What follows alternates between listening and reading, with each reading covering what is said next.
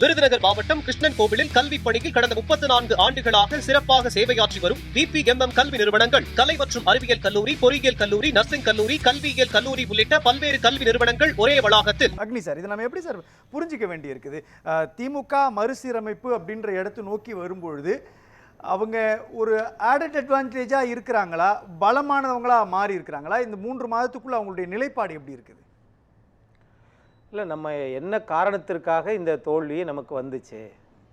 நம்ம 234 சட்டமன்ற தொகுதியிலும் திமுக மறுபடியும் வெற்றி பெறும் அப்படிங்கிறது தான் திமுகவினுடைய ஆளுங்கட்சியாக இருக்கும்போது இருந்த தாரக மந்திரம்.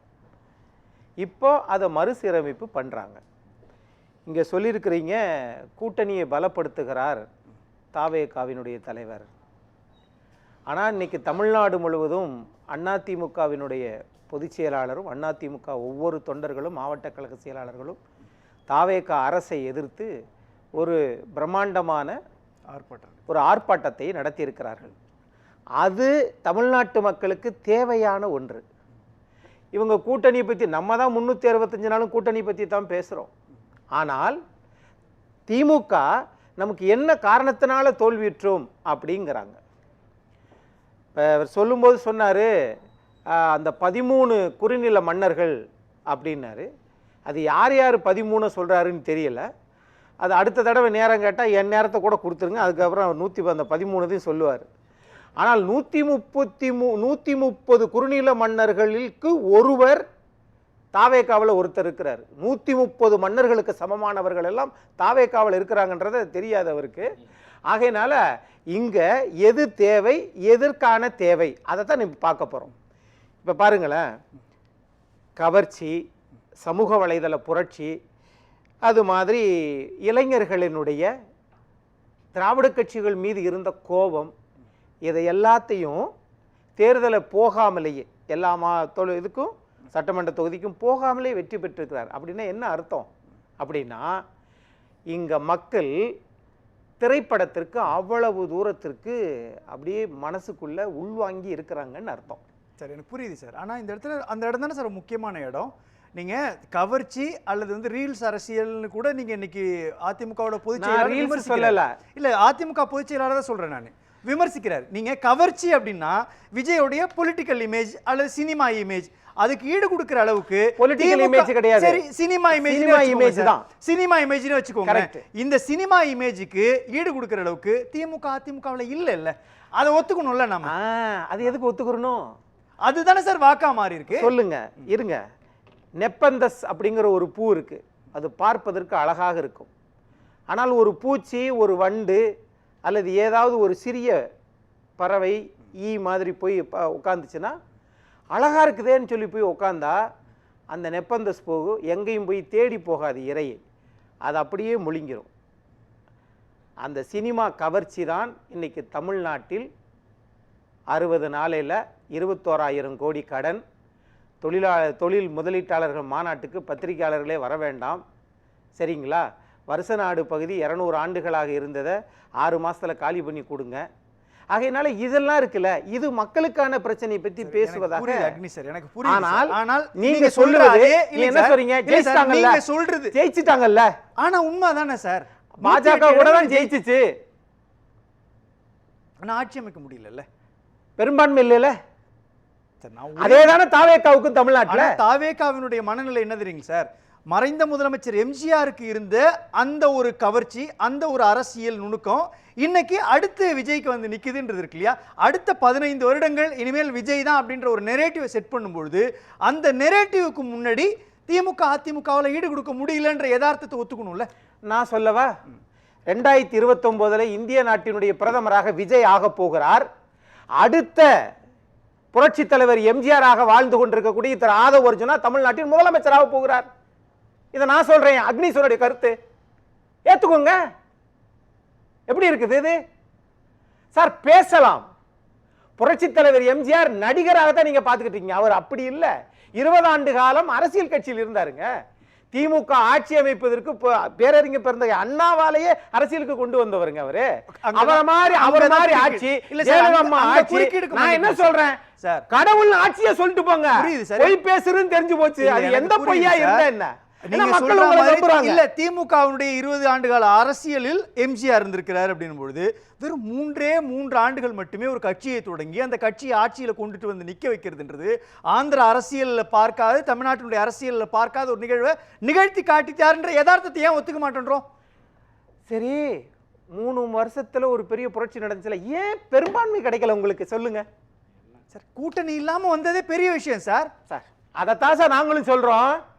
கூட்டணி இல்ல 3 வருஷம் நீங்க இப்ப அடுத்து கேட்கிற போது பெரும்பான்மை இது பண்ணலன்னு கேட்ட பிறகு கூட்டணி இல்லாமன்றீங்க. முதல்ல 3 வருஷம், அடுத்து கூட்டணி இல்லாமன்றீங்க. சார் தமிழ்நாட்டை பொறுத்தளவில் இங்க 3 வகை மக்கள் இருக்கிறாங்க இல்லையா?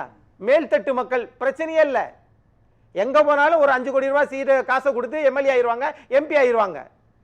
கீழே இருக்கிற மக்கள் அவங்களுக்கு யார் வந்தா என்ன கவலையே கிடையாது. ஆனா இந்த நடுத்தட்டு மக்கள் இருக்காங்க பாருங்க, அவர்களுடைய பசங்க இளைஞர்கள் எல்லாம் இந்தியாவில் வளர்த்து விடுறதுக்கும் ஆளாக்கி விடுறதுக்கும் ஆளே இல்லை. அதனாலதான் நல்லா படிச்சு வந்தவங்க எல்லாம் வெளிநாடுகளில் போய் செட்டில் ஆயிடுறாங்க. எப்பா இந்த நாடு இப்படித்தாப்பா? சார் நான் உண்மையா நீங்க சொல்றது உங்களுடைய கருத்து சார். நான் இல்ல, கேட்கல கருத்துல சார். நடக்குதா இல்லையா? நான் கேக்குறது சார், நடக்குதா இல்லையா? இல்ல, விஜயை அங்கீகரிக்கிறாங்க மக்கள், விஜய சிஎம்மா கொண்டுட்டு வராங்க அப்படின்னு நான் என்ன சொல்றேன் சார், ஒரே அதே மூன்று விஷயம் சார். மூன்று விஷயம் சார். ஒன்று, திராவிட கட்சிகளுக்கு இன்பம் இந்தியா முழுவதும் பரவட்டும் இருக்கட்டும் சார். இல்ல சார், நான் சொல்ற 3 கருத்து. ஐக்கிய நாட்டு சபையுடைய பொதுச் செயலாளராக்குங்க. எங்களுக்கு அதை பத்தி கவலை கிடையாது. ஆனால் 400% சொத்து வரியை உயர்த்திருக்கீங்களா? தமிழ்நாட்டுல யாராவது பேசுறீங்களா? மக்கள் அங்கீகரிப்பாங்கல்ல, பாப்பாங்க, முடிவு எடுப்பாங்க சார். சார் ஏன் அப்ப நீங்க திமுகவை யூ டர்ன்றீங்க, அப்ப நீங்க என்ன டர்ன்? அப்போ இதுதான் ஆக எது மக்களுக்கான அந்த அனுபவம் இல்லாமல் இவர்கள் ஆட்சிக்கு வந்ததற்கு பிறகு எல்லாமே தலைகீழாக day by day the chief minister of Tamil Nadu Mr. Vijay is unpopularing. Sir 3 மாசத்துக்குள்ள அன்பாப்புலரிங்னு 108 இடத்த வச்சிருக்கிறவரை அன்பாப்புலரிங் சொல்லலாமா சார்? சார் மறுசீரமைப்புன்னும் பொழுது டிடிஎஸ் ரவிச்சந்திரன் சார் ஒரு விஷயத்தை சொல்றேன். இல்ல புரியுது, அன்பாப்புலர்னுக்கு சொல்லிடுறேன். நீங்க காரணம் கேட்கணும்ல, பாத்துட்டு இருக்கிற மக்கள் சொல்லிட்டு போயிருவாப்லன்னு சொல்லுவாங்களே. அன்பாப்புலர் முதல் தீர்மானம் தமிழ்நாடு சட்டமன்றத்தில் போட்டீங்க. என்ன தீர்மானம் போட்டீங்க? மேகதாது என்ன தீர்மானம் போட்டிருக்கீங்க? 2வது நடுவர் மன்றம் நாங்க அமைக்கணும்ன்றீங்க. அதுவே ஃபெயிலியரா? நீங்க அந்த முதலமைச்சர் வேண்டாம் இல்ல சார், அது யார் சொன்னது? உங்களை வர வேண்டாம்ட்டாரு. 2வது நடுவர் மன்றம் அமைக்கணும்னு யார் சொன்னது? யார் சொன்னதுன்னு கேக்குறேன் சார். எதிர்க்கட்சி தலைவர் உதயநிதி சொன்னது சார். அப்ப எதிர்க்கட்சி அது தாவேகாவுடைய அஜெண்டாக்குள்ள இல்ல, எதிர்க்கட்சி தலைவர் அட்வான்டேஜ் சேர்க்கப்பட்டது. எதிர்க்கட்சி தலைவர் விரிச்ச வலையில முதலமைச்சர் விழுந்துட்டாரு. அன்பாப்புலரா? அப்ப முதலமைச்சருக்குன்னு அது தெரியல, ஒத்துக்கிறீங்களா? எதுக்காக ஒரு பதில் சொல்லுங்க சார். அப்போ எதிர்க்கட்சி தலைவர் சொன்னதை இவர் ஒப்புக்கொண்டார் அல்லது தெரியாத காரணத்தினால் அதை ஏற்றுக்கொண்டார். ஏற்கனவே 30 வருஷம் பாடாப்பட்டுக்கிட்டு இருக்கோம், இப்ப மீண்டும் ஒரு 30 வருஷம். அப்ப அது தெரிய வேணாமா? அந்த இடத்துல பகுத்தறிவோடு சிந்திக்க வேணாமா? இல்லையே. ஒண்ணு ஆகையினால 2 இப்ப என்னன்னா தொழிலாளர் மாநாடு கரெக்ட். அந்த மாநாட்டுல ஒரு நாளைக்கு 1000 கோடியா நீங்க வாங்கிட்டீங்க.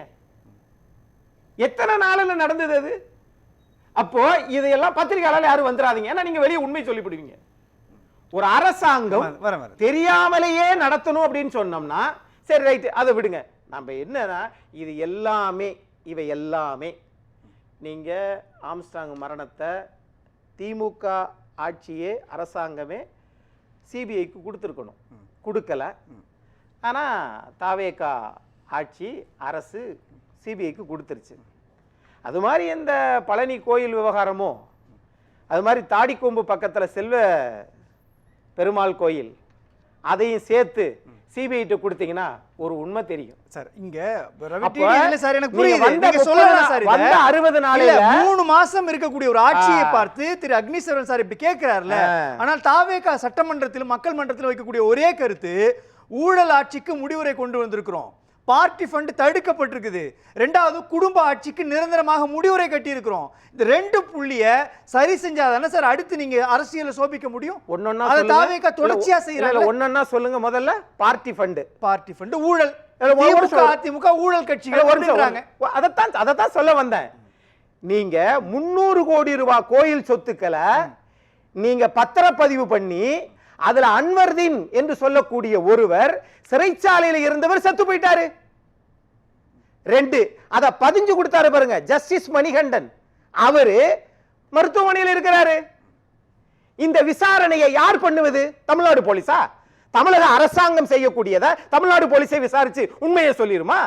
சார் வெளிப்படையா ஏன் சொல்றாங்க சிபிஐ சார். கொடுக்கல? சார், வெளிப்படையா தாவேக்கா அதுதான் சொல்லுது முதல் சார். ஊழல். நான் சொல்லுகிறேன் அதான் முதல் ஊழல். முதலமைச்சர் ஜோசப் விஜய் சொல்ற கருத்து என்ன தெரியுமா சார்? சார்? ஊழலுக்கு சொல்லிட்டேன் சார், அரசு ஊழலுக்கு பணத்தை சொல்லிட்டேன். மக்கள் மார்ச்சி ஃபண்ட் இல்ல சார், அரசு பணத்தை மக்கள் பணத்தை தொடமாட்டேன், தொட்டாலும் விட மாட்டேன், தொட்டவங்களையும் விட மாட்டேன்னு சொல்லி இருக்காரு சார். மக்கள்கிட்ட ரீச் ஆயிருக்கு. எல்லாமே டயலாக்குக்கு ஓகே. தமிழ்நாட்டு மக்கள் டயலாக்க மட்டும் தான் நம்புறாங்க, தெரிஞ்சுக்கோங்க. இந்த நாடு எங்க போய் நிக்க போகுதுன்னு தெரியல, அது இருக்கட்டும், யாரு வந்தாலும் ஏத்துக்குருவோம், அது ஜனநாயகத்துல மரபு. ஆனால் ஒரு தகுதி வாய்ந்த திறமையான அரசியல் நிர்வாகம் புரிந்த நான் ஒண்ணுதான் கேட்கிறேன், இந்த பழனி ஆண்டவர் இதையும் அந்த தாடி கொம்பு செல்வ விநாயகர் இது செல்வ பெருமாள் இதையும் சிபிஐ ஒப்படைங்கன்ற உண்மை தெரிய போது அப்ப தெரியும் யாரு என்ன பண்ணாங்கன்னு. சரியா? இது 2வது. பார்ட்டி ஃபண்டுன்னு சொல்றீங்க. நான் கேட்கிறேன், எந்த பார்ட்டிக்கு எவ்வளவு பணம் யார் கொடுத்தா? இந்த 90 நாளையில வர திங்கக்கிழமை வந்துச்சுன்னா 100 நாள், 100 நாளில் நிரூபிக்க முடியாத ஒரு தாவேகா அரசு பார்ட்டி ஃபண்டை பத்தி பேசலாமா? சார் சட்டமன்றத்தினுடைய ஆதாரம் இருக்கா? பேசப்பட்டது சார். சட்டமன்ற நிகழ்வெல்லாம் போங்க சார், இவர் பேசக்கூடாதுன்றத அவை குறிப்பில இருந்து நீக்கிறதே சபாநாயகருக்கு வேலையா போச்சு. என்னது இது? வாய்க்கு வந்தபடி எல்லாம் பேசுவதா? பொய்ன்னு முதல்ல பேசலாமா? அப்புறம் என்ன ட்ரைனிங் கொடுத்தீங்க? உண்மைக்கு புறம்பானன்னு தானே சொல்லணும். அப்ப வந்து எனக்கு 1 2 3 தெரியாது, நான் தமிழ் இப்படித்தான் பேசுவேன் அப்படிலாம் சொல்லலாம். தமிழ்நாட்டினுடைய சட்டமன்ற உறுப்பினருக்கு தமிழ் தெரியவில்லை என்றால் அப்ப என்னத்த சொல்லுவீங்க நீங்க? அப்ப மக்கள் அங்கீகரிச்சுட்டாங்கன்றதுக்காக நாளைக்கு நேரம் நீங்க இந்தியாவே போ ஆளுங்கன்னு தான் சொல்ல வரோம். எதுக்கு தமிழ்நாடு மட்டும் இப்படி போகணும்? ஒட்டுமொத்த இந்தியாவே போகட்டும். நீங்க மோடியவே தூக்கி சாப்பிட்டுருவீங்க ரீல்ஸ்ல, நடத்துங்கன்னு தான் சொல்றோம். பேசலாம். ஆக நாங்கள் உங்களுக்கு முட்டுக்கட்டை இல்லை, ஆனா தமிழ்நாட்டு வளர்ச்சிக்கு தாவேகா அரசு மிகப்பெரிய முட்டுக்கட்டை. நிர்வாகம் தெரியவில்லை, இதை கேட்டால் கோபப்படுகிறார்கள். நாங்கள் அப்படித்தான். சார் அதையும் தாண்டி 3 மாசம் ஆட்சி செய்யக்கூடிய 21,000 கடன் வாங்கினாங்களே, 21,000 கடன் வாங்கினாங்களே, 21,000 கடன் வாங்கினாங்களே, 3 மாசத்துல 21,000 கோடி எப்படி? அதுக்கு அவங்க வெள்ளை அறிக்கை சொல்லுவாங்க சார், பட்ஜெட்ல சொல்லுவாங்க சார். நம்ம எவ்வளவு எதிர்க்கட்சிகள் சொல்லுவாங்கல்ல சார், சொல்லுவாங்கல்ல, குறுக்கீடுக்கு மன்னிக்கணும், எதிர்க்கட்சிகள் எவ்வளவு கையேறு நிலையில இருக்கும்னு தெரியுதுங்களா? என்ன சார் இந்த வார்த்தை முதல்ல தவறு சார். திமுகவுடைய இந்த வார்த்தை முதல்ல தவறு. திமுகவுடைய அமைப்பு செயலாளர் சொல்றாரு சார். சார் முதல்ல கையேறு நிலையில என்ன? எதுவும் முடியலன்னு நிக்கிறது தானே சார் தாவேகா அரசா திமுக அதிமுகவா? சார் நான் திமுக ரொம்ப பாரம்பரிய அக்னி சாருக்கு எல்லாம் தெரியும். நான் கேட்கிறது, திமுக அதிமுக தமிழ்நாட்டினுடைய நீண்ட கால ஆட்சி செய்த கட்சி. அந்த கட்சியினுடைய திமுகவுடைய அமைப்பு செயலர் RS பாரதி இன்னைக்கு சைதாப்பேட்டையில் நின்று சொல்றாரு, மா சுப்பிரமணியனை தோற்கடித்தவர்கள் நல்ல மரணம் வராதுன்றார் சார். என்ன சார் இது பேச்சு? சட்டமன்றத்தில் ஒருத்தர் பேசாமலே முதலமைச்சர் இருக்கிறாரு, அதை பத்தி எதுவும் பேச மாட்டேங்கிறீங்க. என்ன சார், எதுக்கு சார் சட்டமன்றத்துக்கு போனீங்க? மக்கள் எதுக்கு சார் உங்களை தேர்ந்தெடுத்தாங்க? எதுக்கு தேர்ந்தெடுத்தாங்க? அமைதியா இருப்பதற்கா? எல்லாத்திலும் அமைதியா இருந்துருவீங்களா? காவிரி விவகாரம் அமைதியாக இருப்போம், வருஷ நாட்டு விவகாரம் அமைதியாக இருப்போம், டாஸ்மார்க் வந்து நேரம் ஆன்லைன்ல இதுன்னு சொல்றாங்க அமைதியாக இருப்போம். என்னது இது? எங்க போய் நிக்க போகுது? பேசலாம் சார், இது போகட்டும், எதுவரை போகுமோ போகட்டும். அவ்வளவுதான் திமுக சொல்ல முடியும். தாவேகா ஆட்சி அரசு மக்கள் பிரச்சனையை கைவிட்டுட்டு கட்சியை வளர்ப்பதில் மட்டும் அக்கறை காட்டினால் தமிழ்நாடு மிகப்பெரிய வளர்ச்சி பாதைக்கு போகும் நான் நினைக்கிறேன். ஊழலை ஒழிச்சிட்டேன்னு சொல்லி தாவேகா தலைவர் சொல்றாரு. ஆனா திரு விஜயபாஸ்கர் குட்கா வழக்கை ஒழிச்சிட்டாரா? போலீஸ்லாம் கேஸ் நடத்தாதுல. திரு விஜயபாஸ்கர் கரூர் விஜயபாஸ்கர் அந்த வழக்கெல்லாம் எப்படி தமிழ்நாடு போலீஸ் தூசி தட்டி தூரம் தூக்கி போட்டுருமா? அதே மாதிரி திரு வைகை செல்வன் அவர்கள் ஏன் ஜெயலலிதா அம்மா அமைச்சர் பதவியிலிருந்து எடுத்தாங்க, அதை வந்து நம்மளுடைய நண்பர் தாவேக்காலிருந்து வந்துக்கார், அவர் பதில் சொல்லுவாரா? ஆக எதுவுமே தெரியாம ஒரு கட்சி ஆரம்பிச்சதற்கு பிறகு ஒரு அதிமுக என்கிற கட்சியிலிருந்து ஆள் பிடிக்கிற வேலையையும் தமிழ்நாட்டு மக்கள் நிர்வாகம் தெரியாம தாவேக்கா ஆட்சி பண்ணிட்டு இருக்கு. இதை வந்து சிறப்பான ஆட்சின்னு சொல்றாங்கன்னா, ஒப்பாரி வைக்கிறாங்கன்னா ஒட்டுமொத்த தமிழ்நாடு மக்களை ஒப்பாரி வைக்கிற காலம் இந்த 5 ஆண்டுகளுக்கு அதான் வரப்போகுது. அதனாலதான் இடைத்தேர்தல் நம்பாம உள்ளாட்சி தேர்தலுக்கு போங்க, விவாதம் வேண்டாம்.